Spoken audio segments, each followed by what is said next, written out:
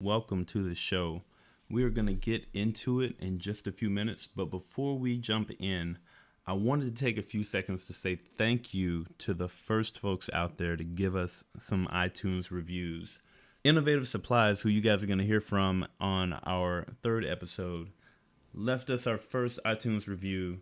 Says this podcast will be delivering a great source of knowledge to anyone looking to support businesses or branch into their own. Thank you so much, Nika, for that great feedback on the first episodes. Natural Girl 2 says, I loved this podcast. It was clear, concise, very informative. Gerald Jones has a fantastic idea that I hope will catch on with a wide listening audience. Building a strong African-American community with a strong economic base is a way to bring positive change to our country. Can't wait to hear more from this show. Natural Girl 2, thank you so much for that great feedback. Definitely go out, tell your friends, family, as many people as possible to come listen to the show. That's exactly what we want to do here at Buy Black. The last one came from a friend of mine in Arkansas who listened to the show for me and left this great review. Got to share it with you guys. As a white Arkansas Republican who happened to be cutting hay while listening, I couldn't help but think that I wasn't exactly the audience that Mr. Jones was trying to reach. However, as a white Arkansas Republican who happens to care about viewpoints that come from other segments of society, I found Buy Black to be extremely intriguing. The idea of powernomics isn't exactly new, but I love the way in which Mr. Jones is seeking to bring its usage into the modern market. To employ a buzzword that is often overused, the synergy that he is looking to birth from a simple podcast is perhaps optimistic, but entirely realistic with the right vehicle. Mr. Jones may have created that vehicle. I look forward to where it goes from here. Hey Lance, I really appreciate you listening, man, and giving me the feedback that you did through the review and also when we talk on the phone. I love that you're open to hearing different viewpoints. Definitely share this with your friends, share this with your family. This is not a podcast that's just focused on speaking to black people from black people or trying to preach to the choir. I want to have a very diverse audience because I feel like buying black, supporting the black economy is something that has benefits for the entire economy. And for those of you who are out there listening and haven't yet left us a review, I would love to read your reviews on the show in the future. So go over to iTunes, leave us a 5-star rating and review. It really helps us get more exposure and more opportunity to grow this audience. Thank you. And now let's get to the show.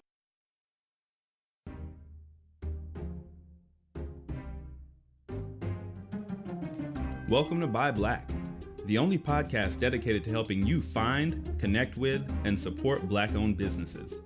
We're on a mission to bring consumers and business owners together to ignite the global black economy. I'm your host, Gerald Jones, and if you're a black business owner or a socially conscious consumer, you've joined the right community. Ready? Let's get to work. Hey everybody, welcome to this midweek episode of Buy Black. Today, we're going to be talking all about crowdfunding campaigns. I'm going to spend a little bit of time talking about the different types of crowdfunding campaigns that are out there, the links of the campaigns that you can normally run on different sites, as well as 3 of the primary crowdfunding sites that we hear about often. That would be GoFundMe, Kickstarter, and Indiegogo. I'm going to talk about some of the differences between these different platforms and which one might be best for you if you were looking to run your own crowdfunding campaign. Now, I was inspired to bring out this episode for episode 1B, given that during our first show, Daniel talked about how he ran an Indiegogo campaign to get his first run of Vita shoes manufactured. And at the end of that show, I also talked to you about how Innovative Supplies Worldwide is currently running a Kickstarter campaign so that they can increase the amount and types of products in their inventory for the upcoming back-to-school season, and that they create innovative school supplies. So I thought this would be an appropriate topic based on what it is that we've been talking about on the Buy Black show. Another key reason that I wanted to talk about this is because of one of the challenges that we tend to face when it comes to trying to start our own business or be successful in our businesses, and that is an inability to access capital. Now, whether it's because of a difficulty with getting credit or simply that we don't tend to have the deep pockets or access to people with deep pockets that folks from other races have, it doesn't really matter. crowdfunding is a way that we can get around that. If you can learn to run a successful crowdfunding campaign, you can get access to that capital that your business or your project needs in order to get it off the ground. So that's what today's show is going to be all about. Just a basic crash course in crowdfunding and the major types of crowdfunding sites that are out there. So let's get right into it and talk about this subject. There are 4 major types of crowdfunding sites. You have donation-based crowdfunding, reward-based crowdfunding, equity-based crowdfunding, and debt-based crowdfunding. In your donation-based crowdfunding, which is what a site like GoFundMe is set up as, you're basically going to get donations from people with no expectation of anything in return. Typically, these types of campaigns are going to be supported by friends and family. Rarely is it going to be someone outside of your own personal network who's supporting that type of campaign. The next type is going to be a reward-based campaign. This is one of the most popular for small projects and startups and entrepreneurs. The reason why this one works so well is because typically your small projects and your startups, if and when they start making money, they're going to need to use that capital in order to continue to grow, in order to be successful. And so if they can get donations in exchange for some type of tangible reward, whether it's a product or some type of experience, as opposed to getting those funds in exchange for an equity share or some type of a loan with principal, that's really going to set you up in a better position with capital, because now, yeah, I can afford to give away a little bit of inventory. I can afford to give away this perk or that perk. But what I can't afford to do is start bringing money in and immediately start kicking it back out. So if I set up my crowdfunding with a reward base, it's very likely that the funds that I bring in are going to have a greater value to my business than the rewards that I kick out. So this is really, really popular among entrepreneurs, startups, and small projects. Typically on the reward-based sites, you're going to be looking at Kickstarter and Indiegogo. Those are the 2 biggest reward-based crowdfunding sites, and we're going to talk about those a little bit later. The last 2 types of crowdfunding sites that you're going to see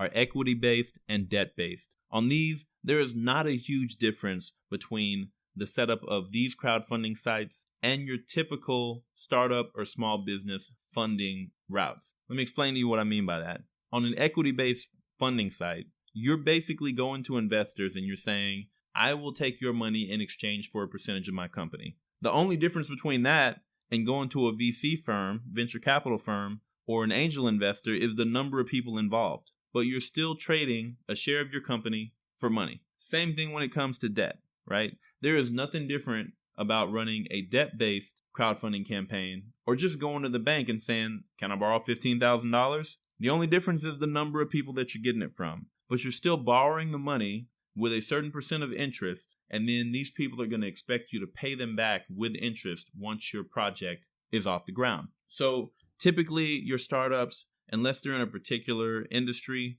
and they're looking for a lot of money, they're not going with this route. They're typically going to go with the reward-based route. So that's mainly what we're going to talk about today. Now, within those reward-based crowdfunding campaigns, there are 2 different ways to set your campaign up. You can set it up as a keep-it-all campaign, or you can set it up as an all-or-nothing campaign, and that's pretty self-explanatory. In a keep-it-all campaign, whatever you manage to raise stays with you, and you get to use that money towards your project. In an all-or-nothing campaign, there's a limit set on the number of days that your campaign is going to be open, and you've got to hit your goal within that number of days, or you get nothing. All the money goes back to those donors. There's obviously advantages to doing a keep-it-all campaign, but psychologically speaking, when you do an all-or-nothing campaign, you're taking a lot of risk away from those donors because they get to make the decision of, well, I can donate to this project, but if they don't make it, I get my money back. That's less risk to me. So that's the decision that you'll have to make when you go to run your own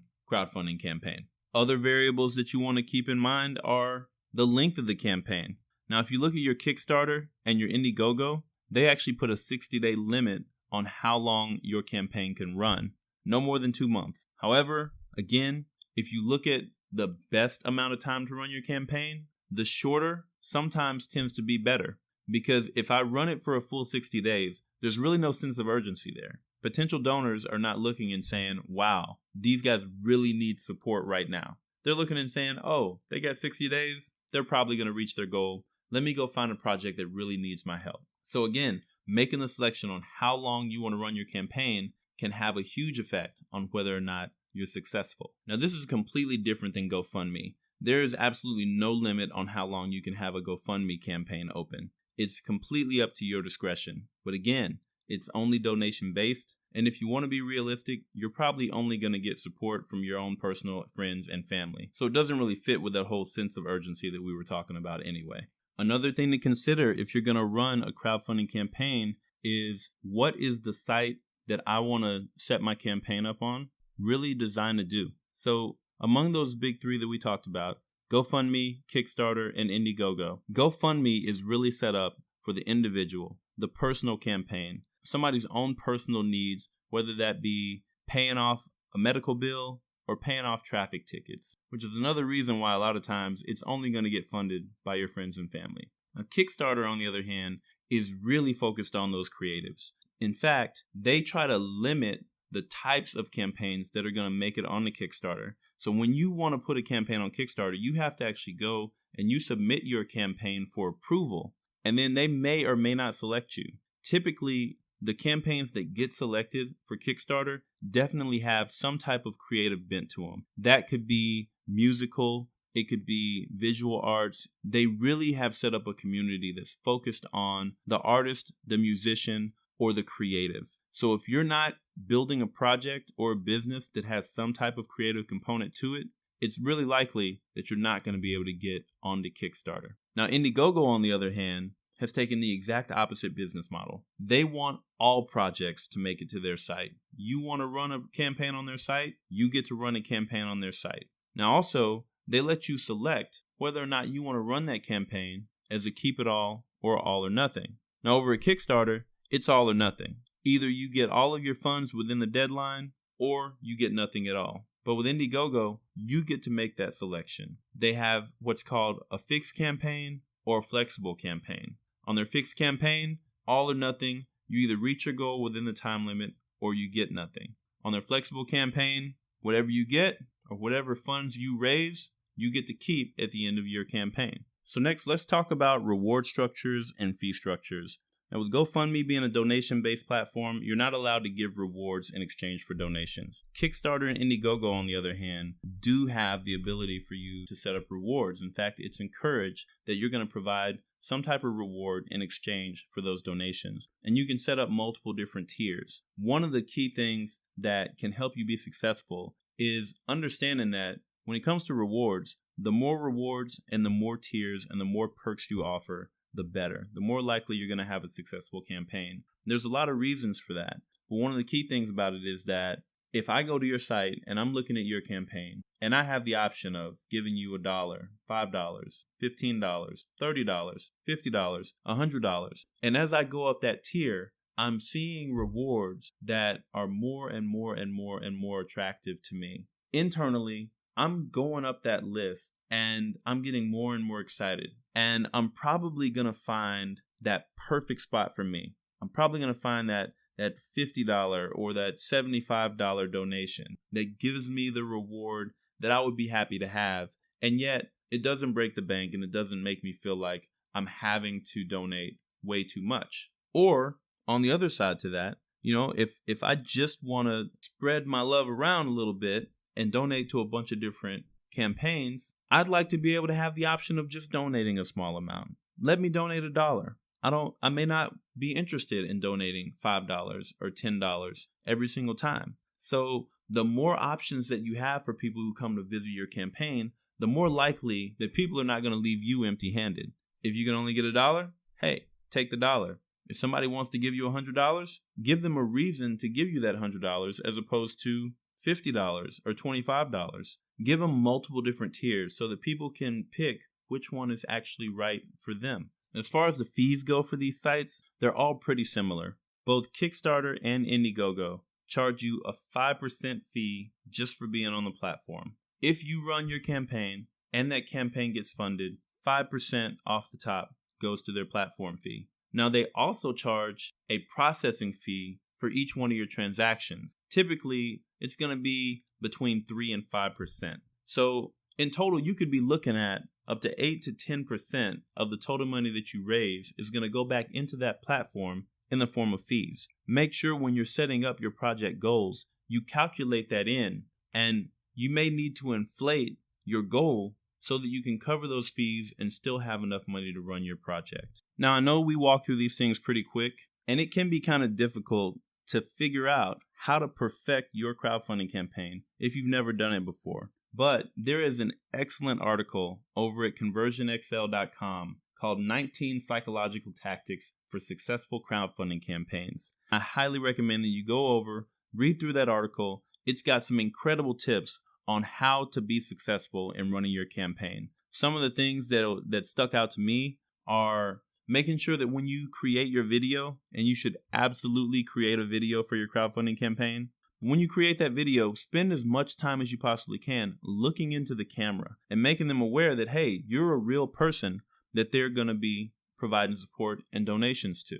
Another great piece of advice that they shared is not just telling what your total goal is, but actually breaking it down and showing just exactly where that money is going to go for your project. This, again, is going to reduce the amount of risk that potential donors feel and make them more likely to trust you and want to support you. Now, I don't want to ruin the entire article for you, but I highly recommend that you head over to conversionxl.com and check it out. Again, you can find the link in the episode description for this show. So that's it for today. Like I told you guys before, these midweek shows are just going to be some quick, down and dirty tips that can help you be successful in starting your own business or running your own projects. So with that, I want to close out with a few housekeeping points. First of all, we launched the show last week, and since then, the audience has been growing, and I really appreciate you guys for tuning in. I've got to ask you again, please, please, please tell as many of your friends, as many of your family members as you can. Post it and share it on social media. We really want to grow this audience as quickly as we can and get this message out to as many people as possible. As well as that, I would love for you guys to go over to iTunes for me, go to the show's page, and give us a 5-star rating and review. When you do those two things, tell as many people as possible and give us those reviews and those 5-star ratings. That's going to help us get into the new and noteworthy section over on iTunes. New and noteworthy shows up dead center on the front page, which is going to get us more clicks, a growing audience, and the ability, again, to grow this message and spread it out as far and wide as we possibly can. So please, please, please help us out with that so that we can continue to grow. The other thing I wanted to remind you of is that the permanent webpage, www.buyblackpodcast.com, is still under construction. However, when it is up, I'm going to be building out a Black-owned business directory on that site. So if you have your own Black-owned business, or you know somebody who does and they should be in the directory, or if you know somebody who I should interview on the show, please reach out to me. Send me an email at gjones@buyblackpodcast.com. I would love to hear from you. And once we get the permanent website up and running and we start building out the directory, I would love to get you into the directory as well. So I want to remind you guys of my long-term goal for this project. I really want to create something that has staying power, something that can create a real social and economic change for Black people in the United States and around the world. And I fully believe that when you tie these two platforms together, the podcast, which I see as 21st century radio, it is not going anywhere. It's only going to get bigger. The audiences are only going to grow larger. More and more of your friends and family are going to discover podcasts, and they're going to get into it.